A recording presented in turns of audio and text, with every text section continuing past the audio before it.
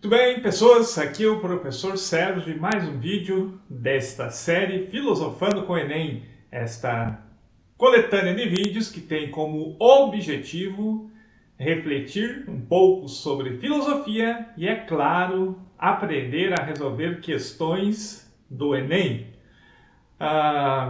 Hoje nós temos uma questão de filosofia medieval aqui para discutir com vocês e aprender um pouco sobre este que é o principal representante do movimento chamado patrística, Agostinho de Hipona, para os cristãos católicos, Santo Agostinho, né? Santo Agostinho.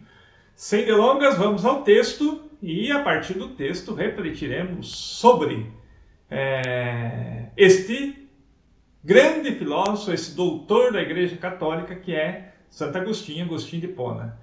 Parto então a leitura do texto. Texto que foi retirado do Enem do ano passado, de 2019, portanto uma questão fresquinha. A leitura. De fato, não é porque o homem pode usar a vontade livre para pecar que se deve supor que Deus a concedeu para isso. Há, portanto, uma razão pela qual Deus deu ao homem esta característica, pois sem ela não poderia viver e agir corretamente.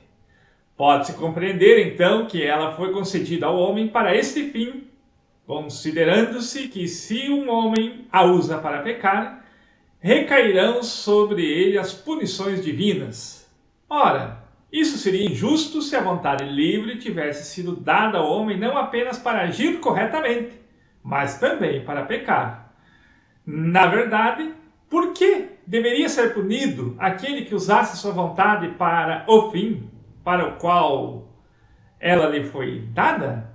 Muito bem, este é um texto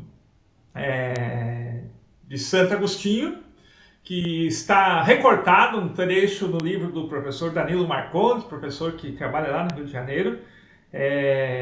Texto que tem na biblioteca aqui do Instituto Federal Catarinense, o livro, né? Esse livro chamado Textos Básicos de Ética, está ali na nossa biblioteca, o texto físico, 5 exemplares. Então vamos ver o que tem tanto aqui de não dito, né, atrás desse texto. Vamos então à figura da patrística. Né? Eu acabei de dizer no início deste vídeo que Agostinho de Hipona é o principal representante da patrística. Muito bem, alguém pode perguntar, mas o que é a patrística? O que foi a patrística? Em palavras simples, a patrística é o primeiro movimento de filosofia cristã na Idade Média, no início da Idade Média. Qual que era o grande problema filosófico, teológico, moral deste movimento? Primeiro de tudo, consolidar o cristianismo como uma religião instituída com seus dogmas. E por isso, por ser um movimento teológico-filosófico, tem que lidar com questões bastante sensíveis e melindrosas à teologia cristã. Por exemplo, a ideia de eternidade, né? Uma questão que tirava Santo Agostinho é a relação de tempo e eternidade, né? Ele sempre se perguntava o que é isso, o tempo, e todo filósofo, todo bom filósofo sempre tem um interlocutor, né? E o interlocutor de Santo Agostinho nas suas obras é Evódio. E Evódio questionava sempre Santo Agostinho com perguntas do tipo: o que Deus fazia antes de criar o mundo? Quando Agostinho se coloca, o Evódio, né, o cético, coloca esse tipo de questão para Agostinho, ele se obriga a construir uma resposta racional para justificar a sua crença. Lembrando que a patrística ela parte, aqui uma informação importante, há 3 grandes questões colocadas pelos medievais, que é: creio para entender, entendo para depois crer e creio me basta. Na terceira opção, o creio me basta, estão colocados aqueles que são bastante dogmáticos. Na segunda questão, aqueles que usam a razão para depois chegar ao ato de fé, estão colocados aquele último movimento cristão medieval que é a escolástica. A patrística, ela é um ato de fé, por isso creio, para depois entender. Então eu tenho um ato de fé e depois eu busco entender a minha fé. Então eu estou dando um exemplo aqui da relação tempo e eternidade. O creio para entender na relação tempo e eternidade. Então quando Evódio pergunta o que Deus fazia antes de criar o mundo, obriga Santo Agostinho a criar uma resposta racional para justificar a ideia de que Deus é eterno. Ao tentar justificar a ideia de que Deus é eterno, né, surge então uma resposta bastante convincente de Santo Agostinho, que é aquela: para Deus, sendo eterno, sem início, portanto sem início no tempo e nem fim no tempo, não tem sentido lógico, ontológico, perguntar o que Deus fazia antes de criar o mundo. Ele diz colocar o conceito de antes, ou seja, um conceito temporal, não existe como você fazer essa relação tempo e eternidade. Portanto, Deus não tem sentido você perguntar o que Deus fazia antes de criar o mundo. Outra grande questão que impulsionava os medievais a construírem suas respostas teológicas, filosóficas, era um ato de fé de que Deus criou o mundo, Deus é o autor de tudo que existe, né? Então a grande questão se Deus criou tudo que existe e ele é sumamente bom, ele é plenamente bom, por que existe então o mal no mundo? E aí isso tem a ver com o nosso texto aqui. Então, se eu construir uma resposta e digo Deus é o autor do mal no mundo, Deus já deixa de ser um conceito puramente o sumo bem, já deixa de ser o sumo bem, porque ele tem potência para fazer o mal. Ora, esse é um grande problema filosófico teológico para um medieval. Então ele vai ter, Santo Agostinho, como representante desse primeiro movimento cristão, ele vai ter que construir uma argumentação para justificar o fato de que Deus não é o autor do mal. E tirar toda e qualquer responsabilidade de que Deus poderia ser o autor do mal. E a resposta está aí, a criação deste conceito que todos nós usamos para debater, para discutir, que é o conceito de livre-arbítrio, de liberdade da vontade, né? Então esse é o tema do texto aí, a liberdade da vontade.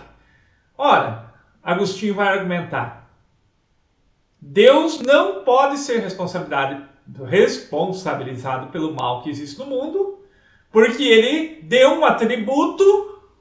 criou um atributo que os humanos são responsáveis por ele. Qual que é esse atributo? É exatamente o conceito de vontade livre, de livre vontade.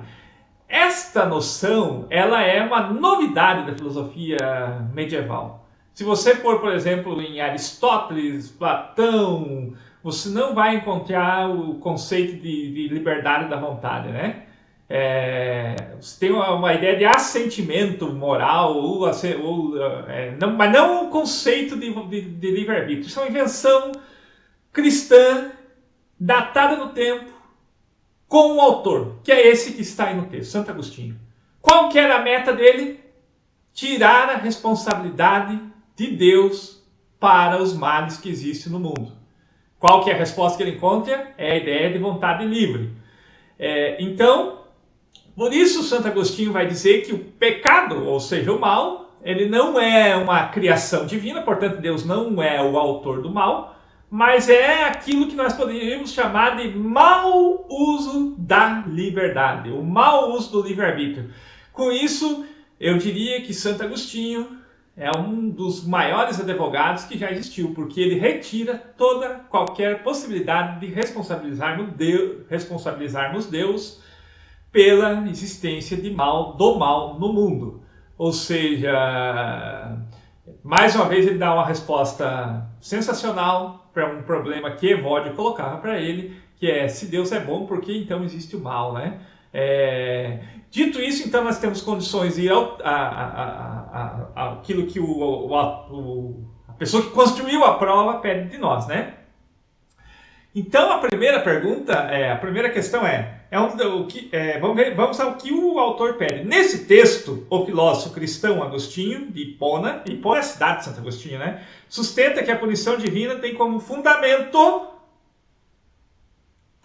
o desvio da postura celibatária? Não, nem Santo Agostinho era um celibatário, né? Santo Agostinho, apesar de ser padre, mas ele era casado, ele frequentava, antes da sua conversão, prostíbulos, ele roubava peras, ele fazia todo tipo de peraltice, era um ser humano normal. Portanto, o celibato é uma invenção muito posterior a Santo Agostinho.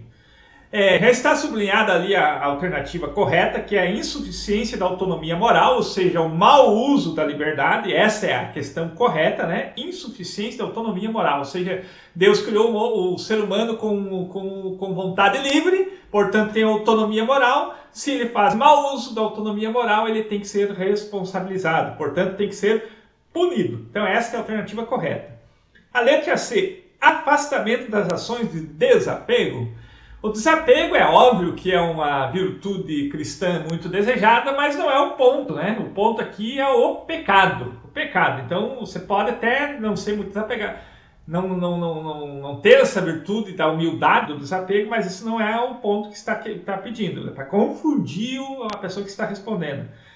E letra D, distanciamento das práticas de sacrifício. É óbvio que o sacrifício é uma forma, vamos dizer assim, do cristão agradecer a Deus por ter recebido a salvação de Deus na encarnação, mas não é o que está sendo pedido pela questão. A questão aqui é a punição.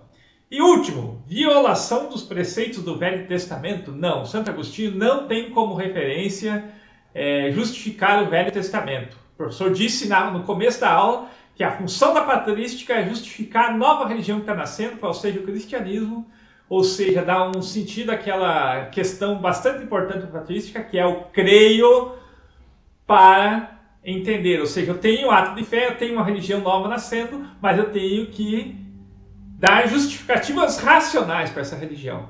E com isso, então, nós temos a patrística, seu principal representante, Agostinho de Hipona, na questão do Enem de 2019. Aliás, esse é um tema de aula, né? É um tema de aula do professor Sérgio, né? Nos segundos anos do ensino médio aqui do Instituto Federal Catarinense. Dito isso, meus queridos, aperte o sininho aí do professor, deem like no vídeo, partilhe com os colegas, sigam nas redes sociais.